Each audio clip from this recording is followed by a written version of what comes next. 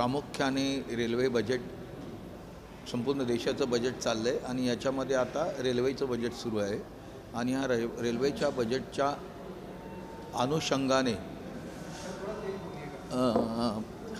अनुषंगाने मला बोलायला मिळालं, पण फक्त 5च मिनटं बोलायला मिळालं आणि त्या अनुषंगाने प्रामुख्याने किती प्रकारे बजेट आहे आणि बजेटची वाढ कशी झालेली हे सांगण्यात आलं.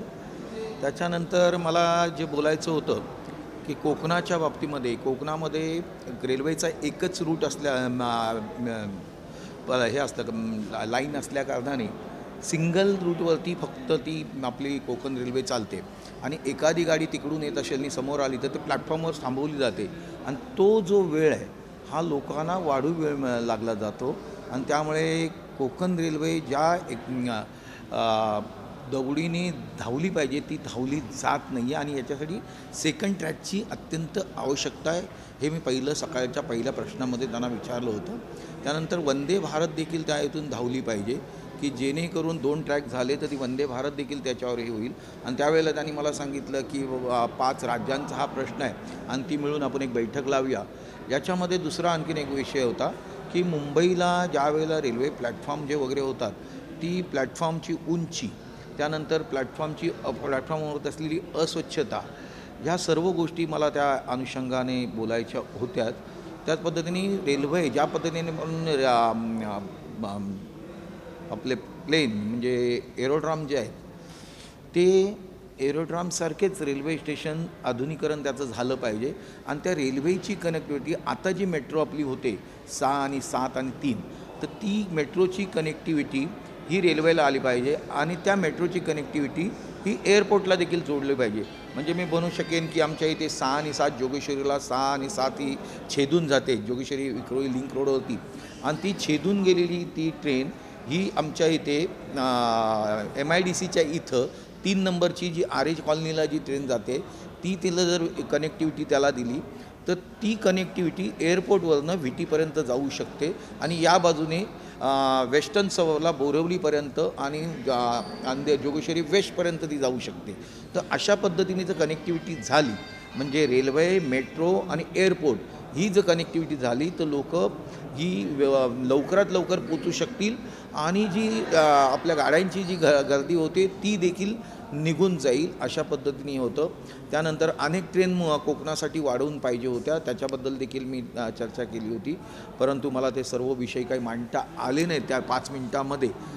परंतु रेल्वेच्या माध्यमातून चांगलं बजेट आहे आणि या बजेटच्या माध्यमातून कोकण मुंबईला याच्यामध्ये आणखीन एक प्रश्न मी मांडला होता की जे अपघात होतात जवळजवळ 2,500 अपघात गेल्या वर्षी जे पडून झालेले आहेत तर याच्यावरती रेल्वेमध्ये जर आपण फास्ट ट्रेन म्हणजे ट्रेन जास्त वाढवल्या आणि हे न वाढवण्याचं कारण आपल्या इकडे जे रूट आहेत ते रूट वाढवले पाहिजेत आणि बाहेरून येणाऱ्या ट्रेन यांच्यासाठी जंक्शन जर बनवले जसं जोगेश्वरी जंक्शन आहे, गोरेगाव जंक्शन जोगेश्वरीला जंक्शन बनवलं, गोरेगावला जंक्शन बनवलं, बोरवलीला जंक्शन बनवलं, वसईला जंक्शन बनवलं तर बाहेरगावून येणाऱ्या गाड्या ज्या असतील म्हणजे दिल्लीची ट्रेन असेल, पंजाबची जी ट्रेन असेल त्या ट्रेन त्या ठिकाणून त्या थांबवल्या जातील किंवा त्या जंक्शनवरती आणल्या जातील आणि आपल्या ह्या लोकलला त्यामध्ये ती एक्सपिडाईट आपल्याला करता येईल.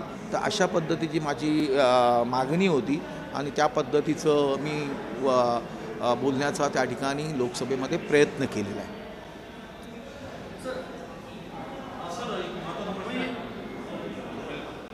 महाराष्ट्र शासनाच्या संदर्भात आपण एक पत्र मुख्यमंत्र्यांना लिहिलं आहे, काय त्या पत्रात मागण्या केल्या आहे आणि आपलं काय म्हणणं आहे? तुम्ही आता तुमचाच मनुष्य त्या याच्यावरती कोचवरती बसलेला आहे, तो अर्धा अधिक कोचच्या आतमध्ये गेला आहे बघा, उठवा त्याला किंवा पहा.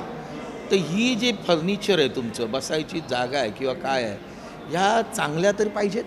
हे महाराष्ट्र सदन अत्यंत उत्कृष्ट मानलेलं आहे. मी पहिल्या वेळेलाच आलो इथे त्यावेळेला पाहिलं मी अत्यंत उत्कृष्ट, परंतु ज्या फर्निचर आहे बाकीची स्वच्छता आहे ती अस्वच्छता आहे. मी ज्या वेळेला पहिल्याच दिवशी इथे उतरलो त्यावेळेला रात्री 12 वाजेपर्यंत ACच चालू नव्हता. मग त्याने फॅन मला आणून दिला, फॅन आणला तरी तो फॅन लागतो कुठे, एवढ्या गरमीमध्ये ज्या वेळेला आम्ही आलो होतो फॅन आहे कुठे, चालू कुठे, मग मला दुसरीकडे जाऊन राहायला लागलं. त्यानंतर माझी जी माणसं PA वगैरे जी राहिली होती त्यांना 3 दिवस तर गरम पाणीच नाही मिळालं. म्हणजे त्यांनाच नव्हे तर बाकी सर्वांनाच गरम पाणी नाही. जर खासदार इथे राहत असतील आणि त्यांना जर गरम पाणी मिळणार नसेल, चांगली स्वच्छता जर मिळणार नसेल, टॉवेल जे दिले होते ते टॉवेल अत्यंत राखट होते, म्हणजे कधी धुतले आणि कधी मला माहीत नाही आहे.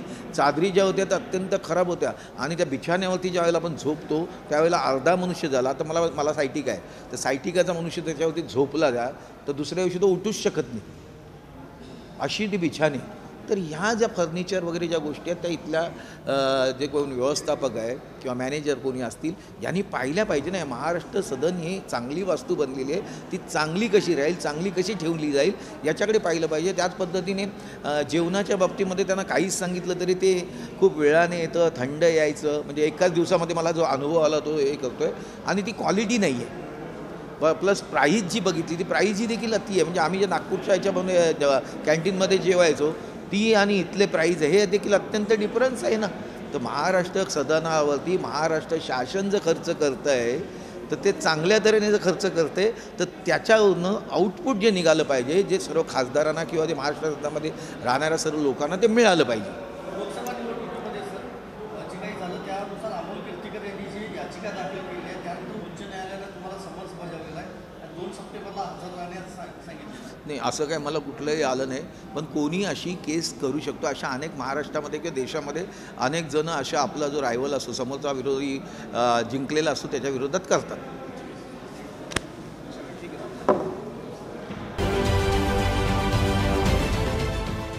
देश विदेशातील प्रत्येक घडामोडींचे लाईव्ह अपडेट मिळवण्यासाठी आता साम टीव्हीच्या सर्व सोशल मीडिया प्लॅटफॉर्मला लाईक, फॉलो आणि सबस्क्राईब करा. तसंच सर्व नोटिफिकेशनसाठी बेल आयकॉन प्रेस करायला विसरू नका.